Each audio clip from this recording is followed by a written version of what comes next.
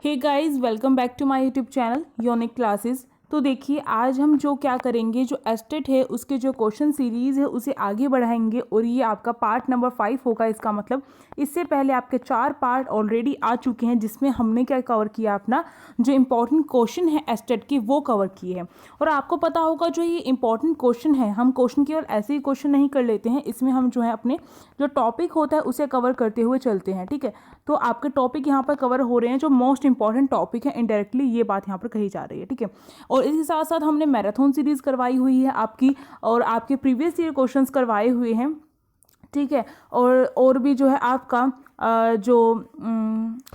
और भी चीज़ें हैं तो उनका लिंक डिस्क्रिप्शन बॉक्स में जाकर देख सकते हो, और टेलीग्राम ग्रुप का भी लिंक डिस्क्रिप्शन बॉक्स में है, उसे भी जाकर देख लेना। ठीक है, उसे ज्वाइन कर लेना, और नाम है हमारे चैनल का यूनिक क्लासेस, इसे जो है आप सब्सक्राइब कर सकते हैं। चलिए बढ़ते हैं आगे और अपने क्वेश्चन स्टार्ट करते हैं आज के। देखिए, हमारे सामने हमारा क्वेश्चन यहाँ पर दे रखा है, निम्नलिखित में से कौन सी भारत की स्थानीय स्वशासन की एक इकाई नहीं है। तो क्वेश्चन को ध्यान से पढ़ना है क्योंकि क्वेश्चन में जो होता है आपकी कई बातें छिपी होती है।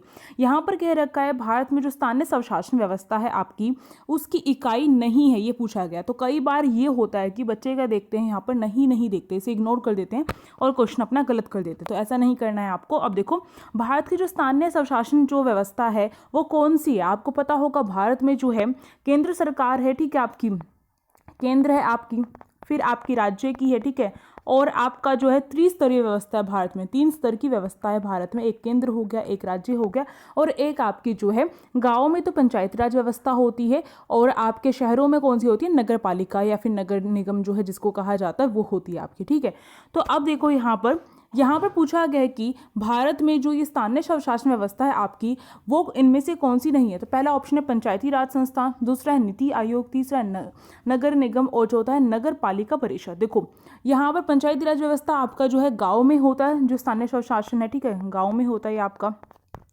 और ये आपका नगर निगम जो है ये कहाँ पर होता है, ये शहरों में होता है आपका, जो शहर होते हैं।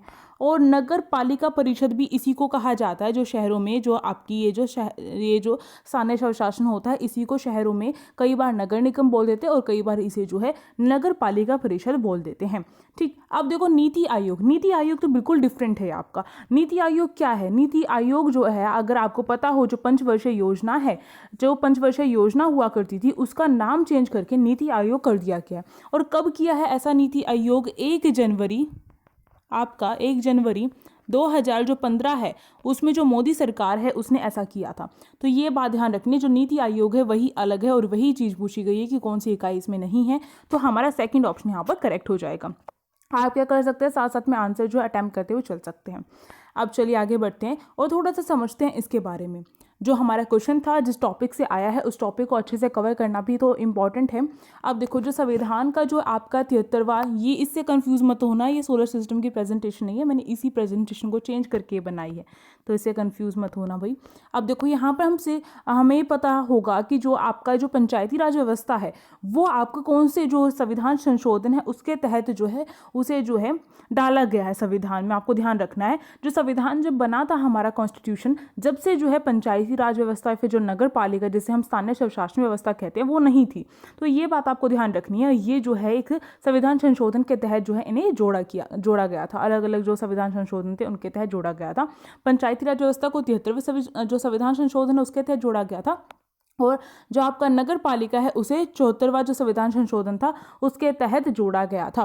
तो ये बात ध्यान रखनी है। और जो संविधान संशोधन है उनको लेकर भी मैं एक सेपरेट वीडियो बनाऊंगी जो बहुत इंपॉर्टेंट है आपके संविधान संशोधन, वहाँ से भी आपके पक्का कई क्वेश्चन आते हैं एस्टेट में, तो वो चीज़ें भी कवर करनी है अब हमें। ठीक, तो वो वीडियो भी देखना मत भूलिएगा। अब देखो, जो पंचायती राज व्यवस्था है उसकी जो स्थापना जो है वो त्रिस्तरीय हुई है, यानी कि इसके अंदर 3 स्तर है। पहला जो है जिला स्तर, जिसे जिला परिषद कहते हैं, ठीक है। दूसरा मध्यवर्ती स्तर आता है इसमें, जिसे जो है समितियां या फिर मध्यवर्ती पंचायत कहते हैं, ठीक है।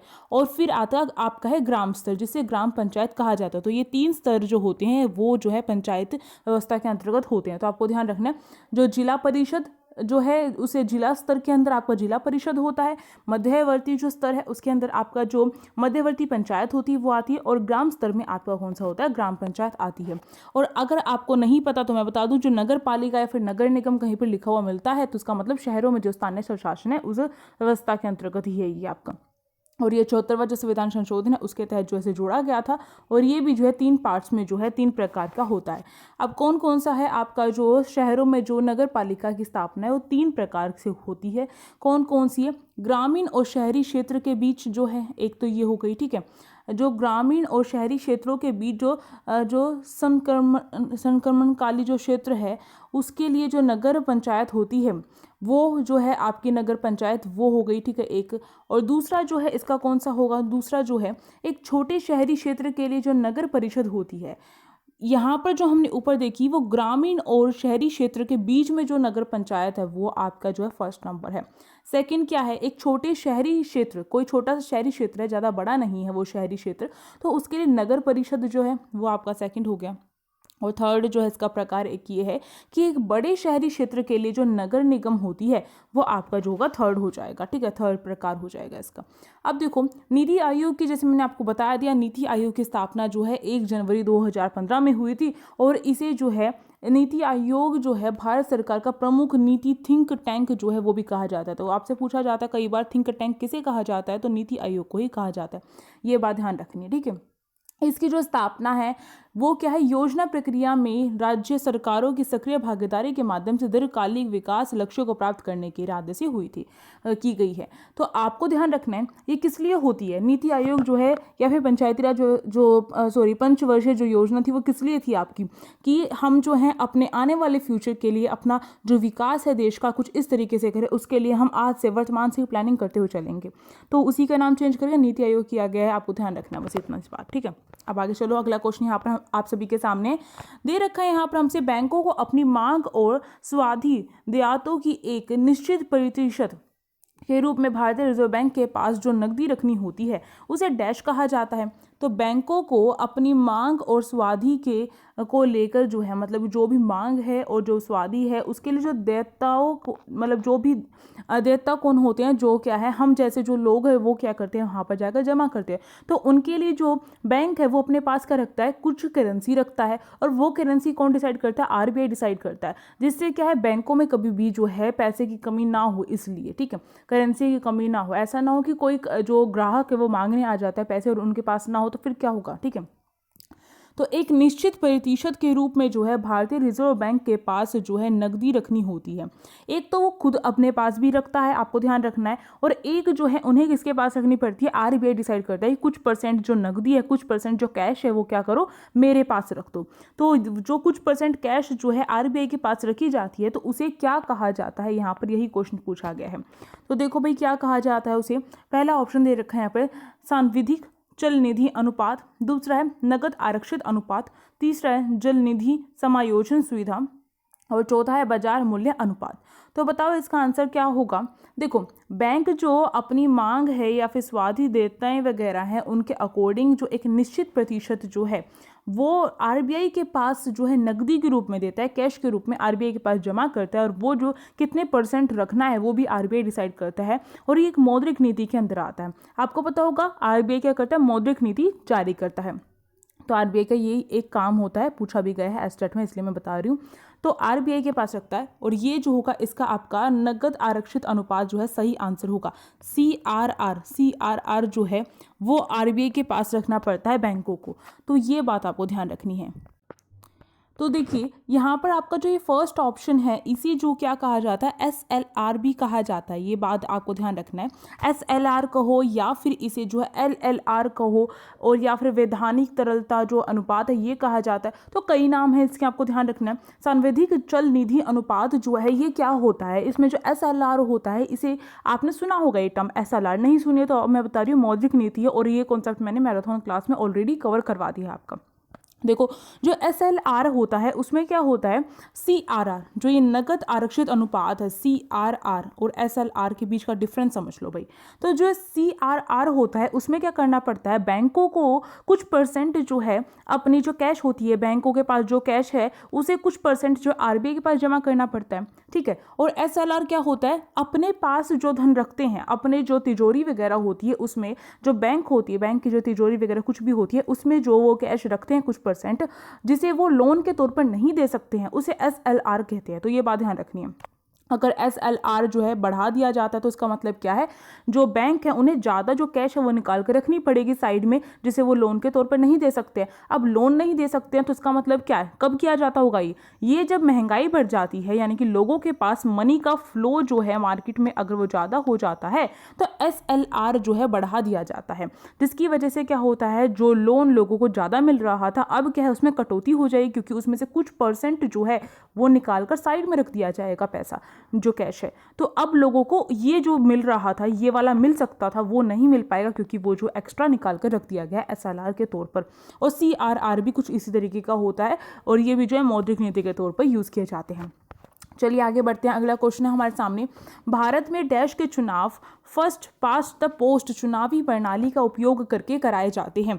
तो भारत में जो है किसके चुनाव जो है, जो फर्स्ट पास्ट द पोस्ट जो प्रणाली है उसके अंतर्गत होते हैं, हमें ये बताने। अब देखो ये प्रणाली होती कौन सी है, फर्स्ट पास्ट द पोस्ट। आपने बचपन में कई बार जो है जो NCERT बुक्स वगैरह हैं उसमें इसके बारे में सुना होगा। इसे बहुमत प्रणाली कहा जाता है हिंदी में, ठीक है। और इसमें आपने जो बहुत अच्छी तरीके से NCERT में एक्सप्लेन भी कर रखा है, कि जैसे पिक्चर्स वगैरह बनाकर जो है एक्सप्लेन करते हैं, बहुत अच्छी तरीके से एक्सप्लेन कर रखा है। तो अगर नहीं NCERT पढ़ी है तो फिर वो आपकी प्रॉब्लम है, क्योंकि NCERT तो पढ़नी चाहिए, जिससे आपको जो है हर कॉन्सेप्ट अच्छे से क्लियर होगा। तो अभी नहीं पढ़ी है तो आप जो है आने वाले एग्जाम्स के लिए जो है आप NCERT अपनी तैयार करिए। अब देखो the first past the post जो आपकी ये जो सिस्टम है, इसमें क्या होता है, इसमें जिस भी पार्टी को सबसे ज़्यादा बहुमत प्राप्त होती है वही क्या होती है, विजेता होती है। और इसमें जो है बहुत बेस्ट एग्जांपल NCERT में दिया जाता है कि मानिए कोई A पार्टी है, उसे जो है मानिए 50 जो वोट है वो प्राप्त हुए हैं, ठीक है, 50 जो सीटें हैं वो प्राप्त हुई हैं, 50 वोट प्राप्त हुए हैं। B प्रणाली जो है, B जो पार्टी है उसे जो है 20 हुए हैं, तो ये तो यानी कि 50 के आगे तो 20 कम है, ठीक है। C जो है उसे क्या है, कितने हो गए हैं, उसे 40 हुए हैं। तो अगर इन तीनों को देखें तो इसमें कौन जीतेगा, A जीतेगा, इसके ही सबसे ज़्यादा है। तो हमारे में ऐसा होता है, ठीक है। हमारा जो ये है कई तरीके की प्रणाली जो है, चुनावी प्रणाली जो है कई तरीके की अपनाई जाती है, उसमें से जो बहुमत प्रणाली है, फर्स्ट पास्ट द पोस्ट प्रणाली है, उसमें यही होता है। अब देखो जो B और C है, अगर इन दोनों के टोटल कर दिए जाए जो वोट है, तो इसका मतलब ये 60 निकल के आ रहे हैं। इसका मतलब क्या, A पार्टी को ना चाहने वाले लोगों की संख्या ज़्यादा है, पर इसे इग्नोर कर दिया जाता है, और हमारे यहाँ पर जो बहुमत प्रणाली है उस पर ध्यान दिया जाता है। तो ऐसा कौन से चुनाव में होता है, आपको ध्यान रखना है। ऐसा जो है राष्ट्रपति का चुनाव बिल्कुल अलग तरीके से होता है, उपराष्ट्रपति का भी अलग तरीके से, राज्यसभा का भी अलग तरीके से, लोकसभा जो है उसी में जो है इसे अपनाया जाता है। चलिए इसके बारे में थोड़ा और अच्छे से देखते हैं। देखिए जो राष्ट्रपति, उपराष्ट्रपति या राज्यसभा के जो सदस्य हैं, या फिर जो राज्य विधानसभा के जो सदस्य हैं, उनको छोड़कर बाकी जितने भी जो चुनाव होते हैं वो हमारे FPTP जो है उस प्रणाली के तहत होते हैं, उस पद्धति के तहत होते हैं। और ये जो है आपको इसका नाम पूरा यही है, फर्स्ट पास्ट द पोस्ट प्रणाली, ठीक है। जो सबसे आगे वही विजेता, तो इसे इस तरीके से बोला जाता है। तो आपको ध्यान रखना है, राष्ट्रपति, उपराष्ट्रपति, राज्यसभा और राज्य विधान परिषद, बस इन चारों को छोड़कर जो है जो भी चुनाव होते हैं, जो भी जो इलेक्शन होते हैं, उसमें जो है FPTP जो प्रणाली है, जो पद्धति है, उसका यूज़ किया जाता है। तो ये जो क्वेश्चन है बहुत बार जो है पूछा जाता है, अलग अलग एग्जाम्स में पूछा जाता है, ठीक है। अब देखो जो मतपत्रों की जो गिनती है या फिर जो निर्धारित करने की जो प्रक्रिया है बहुत ही अल्पकालीन होती है कि कौन जीतता है, ठीक है। इस प्रकार जो चुनाव है वो समाप्त होने के तुरंत बाद जो हमें रिजल्ट मिल जाते हैं। जैसे कि अभी भी आप देख रहे होंगे हरियाणा में भी चुनाव हुए थे रिसेंट में, और दिल्ली में भी हो रहे हैं। तो इसी तरीके से आप देख रहे हैं कि आज आप जो है वोट देकर आते हैं और कल नतीजे आ जाते हैं। इतनी जल्दी जो है आपके जो भी आप जो है जिसको भी चुनकर आते हैं उसमें से जो भी विजेता होता है वो इतनी जल्दी हमें रिजल्ट पता चल जाता है। तो ये प्रणाली इसलिए फायदेमंद होती है कि हमें बहुत जल्दी जो है रिजल्ट पता चल जाता है। अब देखो राष्ट्रपति का जो चुनाव है वो किस तरीके से होता है ये भी जानना जरूरी है। राष्ट्रपति का जो चुनाव है उसमें निर्वाचक मंडल द्वारा कि ये जो निर्वाचक मंडल होता है उसके द्वारा किया जाता है राष्ट्रपति का चुनाव, जिसमें क्या संसद के दोनों सदन के जो सदस्य होते हैं वो शामिल होते हैं। और वो किस तरीके से करते हैं, अनुपातिक प्रतिनिधित्व प्रणाली के अनुसार करते हैं। अब जो ये अनुपातिक प्रतिनिधित्व प्रणाली, अगर मैं इसे समझाने बैठ गई तो ज़्यादा ही टाइम लग जाएगा। तो ये तो है, बस आपको ये ध्यान रखना है कि अनुपातिक प्रतिनिधित्व प्रणाली के तहत होते हैं और ये जो है एकल संक्रमणीय मत के माध्यम से भी होते हैं। तो दोनों तरीके से होते हैं, ये बात आपको ध्यान रखनी है। और ऐसे जो चुनाव है इसमें मतदान जो है वो गुप्त मतदान द्वारा ही होता है, यानी कि जो ये आपके दोनों सदन के सदस्य होते हैं वो प्रेजेंट होते हैं और वो क्या करते हैं, वो वोट देते हैं और वो गुप्त मतदान होता है। और इसमें जो है मान लीजिए मैं जो हूँ, मैं बैठी हूँ, सदस्य हूँ संसद के, और मैं क्या कर रही हूँ, मैं वोट दे रही हूँ, तो किस तरीके से राष्ट्रपति का चुनाव होगा उसमें मुझे क्या है, अपने मेरे पास स्लिप होगी, उसमें जो है मुझे सबसे पहले मैं किसको बनाना चाहूँगी राष्ट्रपति, उसे मैं ए पर लिखूँगी। फिर अगर वो ना जीतता हो तो मैं बी पर किसे बनाना चाहूँगी, ठीक है, वो बी पर जो है उस व्यक्ति का नाम लिखूंगी। तो इस तरीके से कुछ होता है, ए बी जो है इस तरीके से डिसाइड किया जाता है। अगर मान लीजिए ए को कम वोट मिले तो उसे बाहर कर दिया जाएगा। अब जो है सबका जो है सेकंड वाला देखा जाएगा, मेरा सेकंड वाली जो होगी, मतलब कि मैंने किसको जो है सेकंड जो प्राथमिकता है वो दी है। इस तरीके से होता है ये राष्ट्रपति का चुनाव। बस आपको बस ये बात ध्यान रखनी है, इसमें दोनों सदन के सदस्य जो है शामिल होते हैं। और जो एंग्लो इंडियन जो हुआ करते थे, अभी जो है एंग्लो इंडियन जो है उन्हें जो संशोधन हुआ उसके तहत जो है हटा दिए गए हैं। 2 एंग्लो इंडियन होते थे जो लोकसभा है उसमें, तो उन्हें हटा दिया गया। तो उस टाइम पर एंग्लो इंडियन को है शामिल नहीं किया जाता था, ये बात आपको ध्यान रखनी है। अब तो दोनों सदन के सदस्यों को शामिल किया जाता है।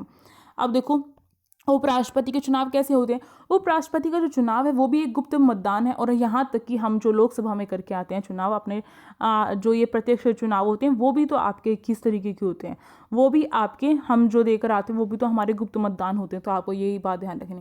इसमें भी क्या होता है, संसद के दोनों सदन के जो सदस्य होते हैं वो मिलकर क्या करते हैं, निर्वाचक मंडल के तहत क्या करते हैं, वो भी चुनाव करते हैं, ठीक है। और ये भी जो है अनुपातिक प्रतिनिधित्व प्रणाली के तहत जो है उपराष्ट्रपति के चुनाव होते हैं और एकल संक्रमणीय मत के द्वारा होते हैं। तो ये बात भी आपको ध्यान रखनी है, उपराष्ट्रपति के चुनाव में भी ऐसा ही होता है आपका। एक बात आपको ध्यान रखनी है, जो राष्ट्रपति का चुनाव होता है उसमें और उपराष्ट्रपति के चुनाव में बस एक फर्क होता है कि राष्ट्रपति के चुनाव में जो राज्य विधानसभा के निर्वाचित सदस्य हैं वो भाग लेते हैं, पर यहाँ पर आपका जो उपराष्ट्रपति का चुनाव होता है उसमें राज्य विधानसभा के जो निर्वाचित सदस्य होते हैं वो भाग नहीं लेते हैं। तो ये बात आपको ध्यान रखनी है, ठीक है। और राष्ट्रपति के चुनाव में केंद्र शासित जो प्रदेश हैं उससे दिल्ली और पुडुचेरी के जो विधानसभा के निर्वाचित सदस्य हैं वो भी भाग लेते हैं। तो ये कुछ बेसिक डिफरेंस है राष्ट्रपति के चुनाव और उपराष्ट्रपति के चुनाव में, मैंने बता दिया। उपराष्ट्रपति के चुनाव में जो राज्य की जो विधानसभा है वो जो है उसके सदस्य, निर्वाचित सदस्य भाग नहीं लेते हैं, ये बात आपको ध्यान रखनी है।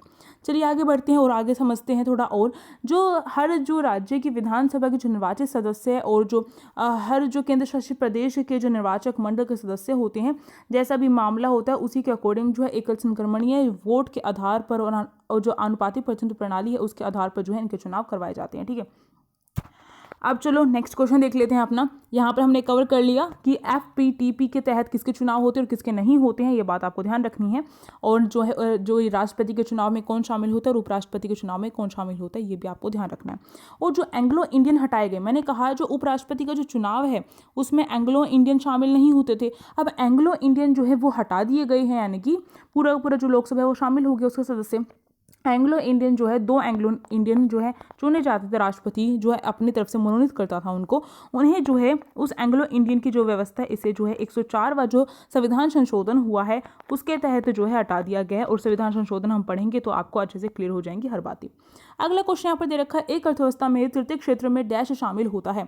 तो एक अर्थव्यवस्था की बात की जाए तो तृतीय क्षेत्र कौन सा होता है। मैंने कहा था इकोनॉमिक्स में आपका प्राथमिक क्षेत्र, द्वितीय क्षेत्र, तृतीय क्षेत्र जो है वो आपका पूछा जाता है बार बार, तो आपको पता होना चाहिए। और मैं आपको जो है इकोनॉमिक्स की मैंने जो है अब तैयारी करनी स्टार्ट कर दी है कि मैराथन क्लास जो होगी आपकी एक बड़ी लंबी खासी होगी, मतलब कि सारे टॉपिक कवर करवाने की, मोस्ट इंपॉर्टेंट इकोनॉमिक्स के जो टॉपिक्स है वो कवर करवाने की पूरी कोशिश करूँगी उसमें।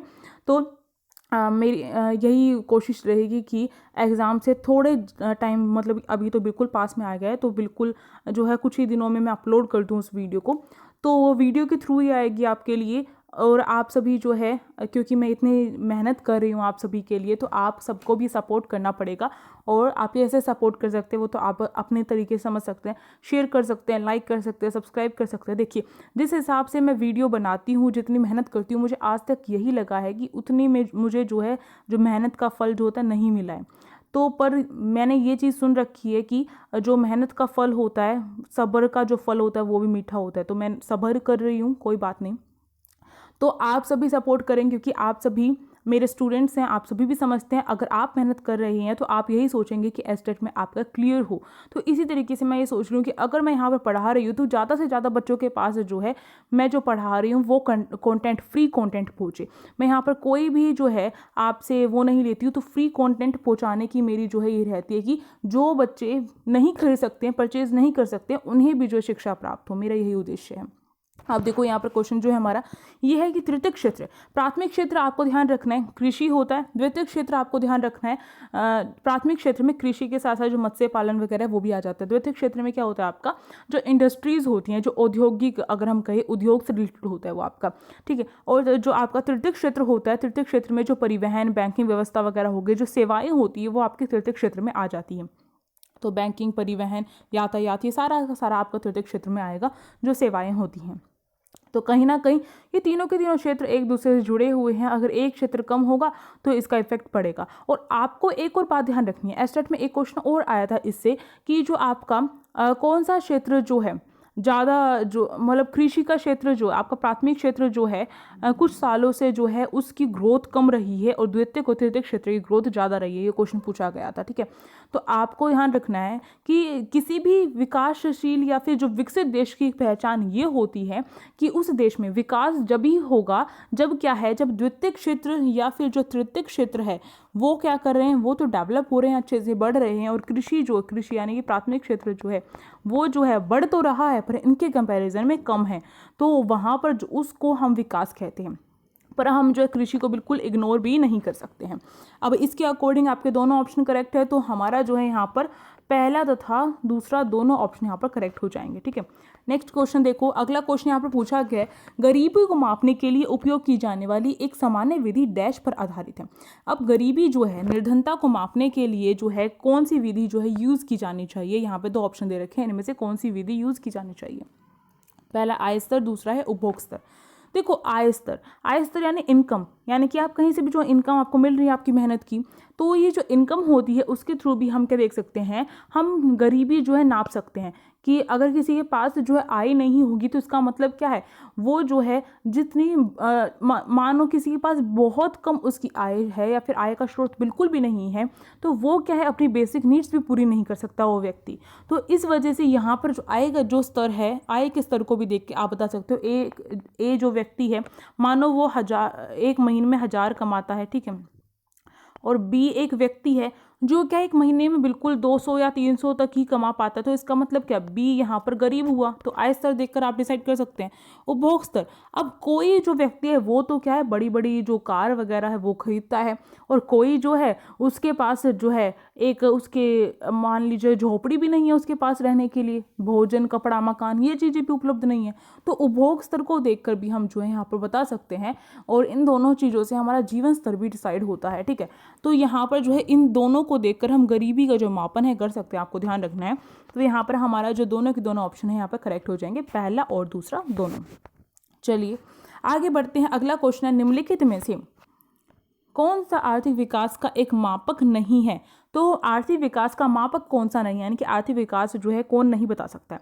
पहला है गरीबी का विस्तार। अगर गरीबी का विस्तार हो रहा है तो इसका मतलब क्या है, गरीबी बढ़ रही है, इसका मतलब ये हुआ। अब गरीबी बढ़ रही है तो इसका मतलब क्या है, गरीबी अगर देश में बढ़ेगी, निर्धनता बढ़ेगी, तो इसका मतलब क्या होगा कि जो आर्थिक विकास है उसको इफेक्ट पड़ेगा। इसका मतलब क्या है, देश में जो आर्थिक विकास है वो कम हो रहा है, ठीक है। या तो ये रीज़न रहा होगा, या फिर एक रीज़न ये हो सकता है कि जो आय जो है, जो इनकम जो है वो सही से जो है उसका वितरण नहीं हो रहा, सही से नहीं डिस्ट्रीब्यूट की जा रही है, ये हो सकता है। तो कहीं ना कहीं गरीबी का मतलब जो है कहीं ना कहीं जो आर्थिक विकास है उससे जुड़ा हुआ है, तो ये तो इसका होगा। अब देखो भौगोलिक परिस्थिति जो होती है, यानी कि किसी देश की जो भौगोलिक परिस्थिति है, फिर किसी क्षेत्र की भौगोलिक परिस्थिति जिसमें आपके पहाड़, चट्टान, नदियाँ वगैरह सब कुछ आ जाता है, रेगिस्तान वगैरह, तो ये जो है इससे हमारा आर्थिक विकास है वो तो नहीं पता चलेगा। क्यों? क्योंकि ये तो प्राकृतिक चीज़ें हैं, ये तो हमें नेचुरल चीज़ें मिली हैं, तो इनसे तो हम, ऐसा तो नहीं है पर्वत नहीं है हमारे देश में मानो ऐसा होता है कि भारत में पर्वत नहीं है, तो हम जो है पर्वत जो है बनाते, और उसी से पता चलता कि अगर जिस देश ने पर्वत बना लिए हैं अपने उसमें, वहाँ पर आर्थिक विकास हो रखा है। तो ऐसी बात तो नहीं है ना। तो ये जो है यही इसका आंसर होगा, क्योंकि भौगोलिक जो परिस्थितियाँ हैं वो हमें नहीं बता सकती कि आर्थिक विकास जो है या नहीं है। ठीक है, अब देखो और भी ऑप्शन चेक कर लेते हैं। सकल घरेलू उत्पाद, सकल घरेलू उत्पाद यानी कि जीडीपी, जीडीपी जो होती है वो भी हमें ये बताती है कि एक समय लिमिट जो थी, उस समय अवधि में जो है किसी देश में कितनी वस्तु और सेवाओं का निर्माण हुआ, उसका जो मौद्रिक मूल्य है, उन वस्तुओं सेवाओं का जो मौद्रिक मूल्य है वो जो है कितना है, उससे हमें पता चलता है कि हमारे इस ईयर में या फिर इस टाइम में हमारे देश ने पिछली बार की जो जीडीपी है उससे जो है कितना ज़्यादा इंक्रीज़ है किया है, या फिर कितना जो कम है वो किया है। तो जीडीपी बढ़ी है फिर घटी है, उसके अकॉर्डिंग हम पता कर सकते हैं कि हमारा जो विकास है वो हो रहा है या नहीं हो रहा है। ठीक है, जीवन स्तर, जैसे मैंने बताया जो आय और उपभोग होता है वो क्या करता है, डिसाइड, जीवन स्तर भी डिसाइड करता है। और किसी देश में व्यक्तियों का जीवन स्तर अच्छा है तो उसका मतलब क्या, बेसिक नीड्स की चीज़ें तो उसे मिल रही है। अब जीवन स्तर का मतलब क्या है कि बेसिक नीड्स की चीज़ें मिल रही हैं, और अगर अच्छा है, जीवन स्तर अच्छा है, तो इसका मतलब क्या है, बेसिक नीड्स की चीज़ें मिल रही हैं, साथ ही साथ क्या है, उसे और भी फैसिलिटीज़ मिल रही है। विलासितापूर्ण जीवन अगर कोई देश के व्यक्ति जीते हैं तो इसका मतलब क्या, विलासितापूर्ण का मतलब यहाँ पर ये है जैसे कि आप जो है गर्मी में आपके पास एसी है, और आप जो है आपको 1-2 कदम भी नहीं चलना पड़ता, और आपके पास कार आ जाती है। ठीक है, इस तरीके से कार वगैरह होती है, और बहुत आरामदायक जीवन व्यतीत कर रहे हैं। आशाएं तो हमारी कभी खत्म नहीं होती, पर ये सारी चीज़ें विलासितापूर्ण हैं। अब उस गरीब व्यक्ति से पूछ कर देखिए जिनके पास कार नहीं होती है, जिनके पास जो है रहने के लिए घर नहीं होता है, रोटी नहीं होती, कपड़े नहीं होते, वो तो कहते हैं हमें यही चीज़ें मिल जाएं वही बहुत है। ठीक है, तो विलासितापूर्ण जीवन जी रहे हैं तो इसका मतलब जीवन स्तर अच्छा है, इसका मतलब क्या, विकास अच्छा हो रहा है उस देश में, तो वहाँ पर आर्थिक जो स्थिति है, जो विकास है वो अच्छा हो रहा है, इसका मतलब ये हुआ। अब अमेरिका में जाकर देखोगे वहाँ पर गरीब भी होगा ना, वो भी बहुत अच्छे तरीके से आप देखते हैं ना, जो गरीब है वो क्या करते हैं, वहाँ पर रोड वगैरह पे जो सिंगिंग वगैरह करते हैं, अपना टैलेंट दिखाते हैं, और फिर जो है वो अपने उनसे पैसे जो है उन्हें मिलते हैं अपने टैलेंट के। तो वो गरीब की स्थिति और भारत के जो गरीब व्यक्ति हैं उनकी स्थिति में ज़मीन आसमान का अंतर है। तो यही चीज़ यहाँ पर हमें अलग दिखती है। तो आर्थिक विकास जो होता है वो जीवन स्तर से भी जो है डिसाइड होता है। ठीक है, तो इसका ऑप्शन कौन सा करेक्ट होगा आपका, इसका जो ऑप्शन है आपका ये सेकंड वाला करेक्ट होगा, क्योंकि यही अलग है इसमें से। अब चलो अगला क्वेश्चन देख लेते हैं। अगले क्वेश्चन में हमसे यहाँ पर पूछा गया निम्नलिखित में से कौन सा आर्थिक विकास का एक मापक नहीं है। तो आर्थिक विकास का मापक जो है यहाँ पर कौन सा नहीं है, आई थिंक यहाँ पर क्वेश्चन जो है हमारा गलत आ गया है, फिर भी देखते हैं। तकनीकी उन्नति, विकासात्मक सामाजिक अभिवृद्धि, उद्यमिता और शासन। देखो हाँ सही है क्वेश्चन, आर्थिक विकास का मापक कौन सा नहीं है, यही क्वेश्चन है। तकनीकी उन्नति, अगर हमारी तकनीक जो है, टेक्नोलॉजी जो है बढ़ेगी तो उसका मतलब क्या है, टेक्नोलॉजी बढ़ेगी, उद्योग धंधे जो हैं उसमें तकनीक और ज़्यादा यूज़ की जाएंगी, तो हमारा जो है आर्थिक विकास होना ही होना है। ठीक है, ये तो आपका करेक्ट है। अब देखो विकासात्मक सामाजिक अभिवृद्धि, अगर विकासात्मक सामाजिक तौर पर अगर जो है विकास जो है उसको बढ़ाया जा रहा है तो ये भी हमारा जो है बेस्ट पॉइंट है आर्थिक विकास का। ठीक, और इससे पता चलता है कि यहाँ पर आर्थिक विकास बढ़ेगा, तो यहाँ पर मापक ना होकर किन चीज़ों से आर्थिक विकास बढ़ता है, शायद ये होगा। उद्यमिता, उद्यमिता का मतलब यही है कि जो हमारे ये इंडस्ट्रीज़ वगैरह, तो ये भी हमारा जो है आर्थिक विकास से रिलेटेड है। पर शासन जो है वो नहीं होगा, क्योंकि यहाँ पर यही चीज़ अलग है, तो यहाँ पर यही चीज़ पूछी गई थी। ठीक है, ये क्वेश्चन थोड़ा सा मैंने यहाँ पर कुछ मैंने ऐड नहीं किया है। अब देखो आगे देखो अगला क्वेश्चन। भारत का संविधान स्थानीय स्वशासन की इकाइयों के रूप में डैश और डैश स्तर पर अपनी शक्तियों और अधिकारों को संघबद्ध करता है। भारत का जो संविधान है स्थानीय स्वशासन की जो इकाई है उसके रूप में डैश और डैश जो स्तर है उस स्तर पर अपनी शक्ति का प्रयोग करता है। तो स्थानीय स्वशासन मैंने आपको बताया था, जो गांव होते हैं और जो शहर होते हैं वहाँ पर स्थानीय स्वशासन होता है, और वहीं पर अपनी जो शक्ति है, जो पावर है उसका इस्तेमाल करेगा। ठीक है, और अपने जो अधिकार है वहीं पर यूज़ करेगा। तो यहाँ पर आपका देखो गांव और नगरपालिका फर्स्ट पॉइंट है, दूसरा संघ और राज्य, तीसरा है गांव और तहसील, और चौथा यहाँ पर ऑप्शन दे रखा है आपको राज्य और आंचलिक। राज्य और आंचलिक जो है गांव को ही कहा जाता है। ठीक है, और राज्य, यहाँ पर राज्य जो है आपका ये हम जो है राज्य में राज्य सरकार जो है वो कंट्रोल करेगी, पर राज्य के अंदर जो गांव होते हैं, जो शहर होते हैं, उनमें कौन करता है, स्थानीय स्वशासन करता है। तो ये पॉइंट आपका गलत हो गया, क्योंकि यहाँ पर राज्य दे दिया। गाँव तहसील, तहसील क्या करता है, ज़मीन को नापता है, तो ये तो बिल्कुल ही अलग है। ठीक है, ये तो गलत है। संघ और राज्य में बच्चे कंफ्यूज हो सकते हैं। संघ मतलब केंद्र है और राज्य मतलब राज्य है। तो केंद्र में केंद्र सरकार कंट्रोल करेगी और राज्य में राज्य सरकार अपने अधिकारों का प्रयोग करेगी। तो यहाँ पर भी स्थानीय स्वशासन की जो सरकार है वो अपने अधिकार, अपनी शक्ति का प्रयोग नहीं कर सकती। तो गाँव और जो नगर पालिका जो है ये ठीक होगा, क्योंकि गाँव जो है, गाँव में जो है स्थानीय स्वशासन की जो सरकार होती है वो अपने अधिकार का प्रयोग करती है पंचायती राज व्यवस्था के थ्रू।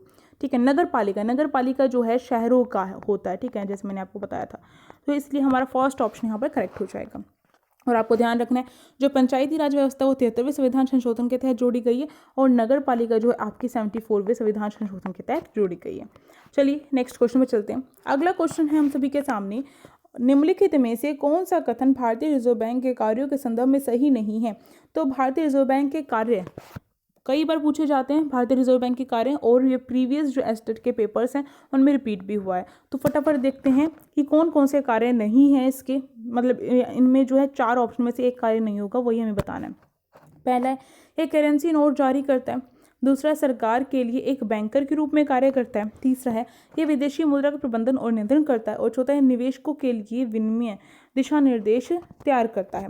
तो देखो, ये सरकार के लिए एक बैंकर के रूप में कार्य करता है, ये बात ठीक है। यहाँ पर करेंसी नोट जारी करने का केवल और केवल अधिकार आरबीआई को होता है, ये भी बात ठीक है।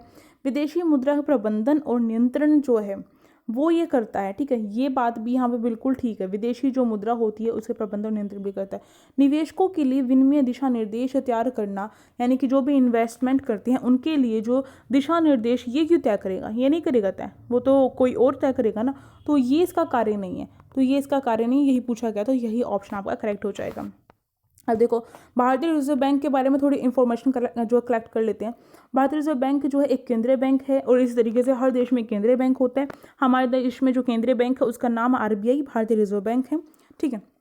अब देखो, इसकी स्थापना हुई थी 1 अप्रैल 1935 में, और ये जो है इसके कुछ काम जो है उसके जो कार्य जो है वो देख लेते हैं। मुद्रा जारी करना इसका काम है। ठीक है। करेंसी जो है केवल और केवल आरबीआई जो है देश में जारी कर सकता है। सरकार के लिए बैंकर होता है, यानी कि सरकार, जैसे हमारे लिए जो है वाणिज्यिक बैंक क्या होते हैं, बैंकर होते हैं, उनमें जाकर हम नोट जमा करते हैं, लोन लेते हैं। इसी तरीके से बैंकों का बैंक भी आरबीआई होता है और सरकार का बैंक भी आरबीआई होता है। सरकारी खाते वगैरह कहाँ पर होते हैं? आरबीआई में होते हैं। ठीक है। सरकार के लिए बैंक के तौर पर कौन काम करता है? आरबीआई करता है। और साथ ही साथ जो वाणिज्यिक बैंक होते हैं, हमारे कमर्शियल बैंक होते हैं, जो हमारे यहाँ पर गली मोहल्लों में खुले रहते हैं, जैसे कि एसबीआई, जो पंजाब नेशनल, इस तरीके से बहुत सारे एग्जाम्पल है। ये जो बैंक हैं इनका जो बैंक है वो कौन है? ये जो बैंक होते हैं ये भी एक ग्राहक के तौर पर होते हैं आरबीआई के लिए। ये क्या करते हैं, जैसे हम इनके पास, बैंकों के पास जाकर हम लोन लेते हैं या फिर अपनी जो जमा है राशि है उसे जमा करते हैं, इसी तरीके से जो ये छोटे छोटे बैंक होते हैं ये आरबीआई के पास जाते हैं और लोन लेना होता है तो आरबीआई से लेते हैं, या फिर इन्हें जो है धनराशि जो है अपनी जमा करनी होती है तो भी आरबीआई के पास जाते हैं। तो बैंकों का बैंक भी जो है आरबीआई कहलाता है, आपको ध्यान रखना है। अब देखो, विदेशी मुद्रा को नियंत्रित करता है, विदेशी जो मुद्रा होती है उसे भी नियंत्रित करता है। ठीक है। क्रेडिट नियंत्रण करता है ये, आखिरी कर्जदाता होता है ये। जब बैंकों के पास जो है पैसे नहीं होते हैं तो उस टाइम पर वो कहाँ से लेंगे? अब हम जैसे जो ग्राहक हैं, हमने जो पैसे जमा कर रखे हैं बैंकों में, अब हम क्यों वेट करने लगे? हमने तो पैसे जमा करे हैं ना बैंकों में, और उनका जो है दायित्व है हमें जो है जब हम मांगे उनसे तभी वो हमें जो है हमारे पैसे लौटाएं। अब क्या है, जब उनके पास जो है ऐसी स्थिति हो जाती है, जब बैंक घाटे में जाता है तो बैंक को क्या करना पड़ता है? लोन लेना पड़ता है। और वो किससे लेता है? वो आरबीआई से लेता है। तो इसीलिए आरबीआई बैंकों का बैंक भी कहलाता है और अंतिम कर्जदाता भी कहलाता है। ठीक। आखिरी रास्ता उन बैंकों के पास आरबीआई के पास जाना होता है। वाणिज्यिक बैंकों को नगद भंडार का संरक्षण, जो वाणिज्य बैंक है उनके नगद भंडार का संरक्षण, जो कैश होती है उनका भी संरक्षण, यानी जमा करता कौन होता है? यही होता है। ठीक है। ये सारे देख लिए हमने पॉइंट, ये सारे के सारे पॉइंट जो है आपके आरबीआई के हैं। आगे अब इसी के साथ आपके सारे क्वेश्चन यहाँ पर कंप्लीट होते हैं। और ये जो वीडियो है आपको कैसी लगी मुझे कमेंट बॉक्स में बताओ। टेलीग्राम ग्रुप को ज्वाइन कर लो अगर नहीं किया है तो। और साथ साथ में आप जो है अपनी तैयारी करते हुए चलो। मैं बार बार कहती हूँ, अभी तक आपने जितने भी अपने नोट्स प्रिपेयर कर रहे हैं, चाहे वो प्रीवियस ईयर के कर रहे हो, चाहे ये क्वेश्चन सीरीज़ के कर रहे हो, मैराथन सीरीज़ के कर रहे हो, ठीक है, इन सबको क्या करो, रिवाइज करते हुए चलो, तभी आपका कुछ अच्छे से होने वाला है। रिवाइज जो है बिल्कुल करना है आपको, रिविज़न। साथ साथ में जो है आप जो है क्या कर सकते हो, इस वीडियो को शेयर कर सकते हो, मुझे सपोर्ट करने के लिए लाइक कर सकते हो, सब्सक्राइब कर सकते हो। और अब हम जो है नेक्स्ट क्लास में मिलेंगे, और नेक्स्ट क्लास आपकी जो है इंपॉर्टेंट संशोधन की आएगी, तो उसे देखना बिल्कुल भी नहीं भूलना है। ठीक है। अब जो है नेक्स्ट क्लास में मिलेंगे।